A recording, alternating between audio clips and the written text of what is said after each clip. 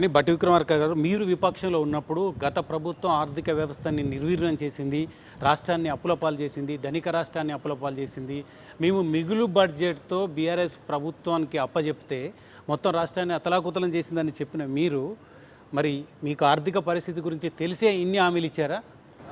అంటే వీరు ఆర్థిక పరిస్థితులు తెలిసారంటే కూడా మీకు లోతుల్లోకి కొన్ని శాఖల్లో అసలు ఎన్ని అప్పులు ఉన్నా కూడా బయటికి తెలియలేదు.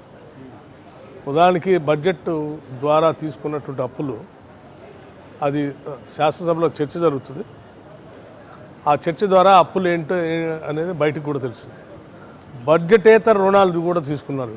అంటే బడ్జెట్లో పాస్ కాకుండా ఉండేటువంటి రుణాలను తీసుకొని, అటువంటి రుణాలని కొన్ని లక్షల కోట్లు ఉన్నాయి, అవి బయటికి తెలియకుండా దాచిపెట్టారు. వాస్తవ పరిస్థితుల పాలనలోకి వచ్చిన తర్వాత అవన్నీ తీస్తే ఒక్కొక్కటి అగాధంలో ఉన్నాయి.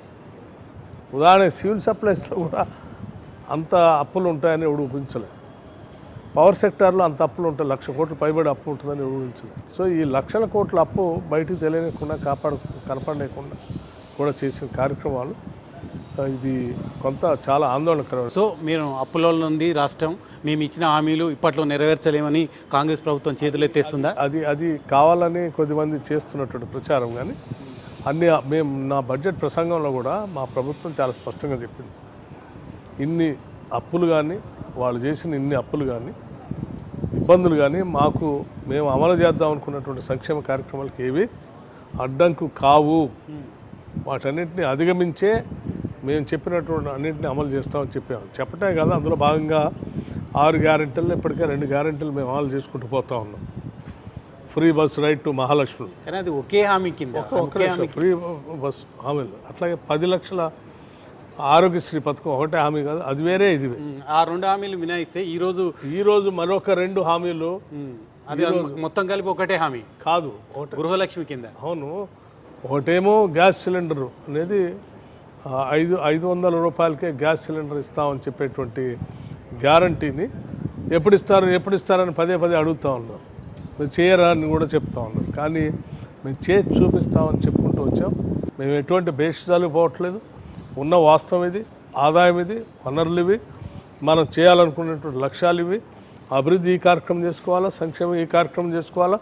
అంతిమంగా ఈ తెలంగాణ సమాజంలో ఉన్నటువంటి బడుగు బలహీన వర్గాలందరినీ కూడా ఈ రాష్ట్ర సంపదలో వాళ్ళను కూడా పాలు పంచుకునేటట్టు చేయాలి, వాళ్ళను కూడా వాటాదారులు చేయాలి, భాగస్వాములు చేయాలనేటువంటి ఆలోచనతోనే ప్రభుత్వం ముందుకు పోతుంది. విద్యకు సంబంధించి రెసిడెన్షియల్ స్కూల్స్ పెట్టామంటున్నారు.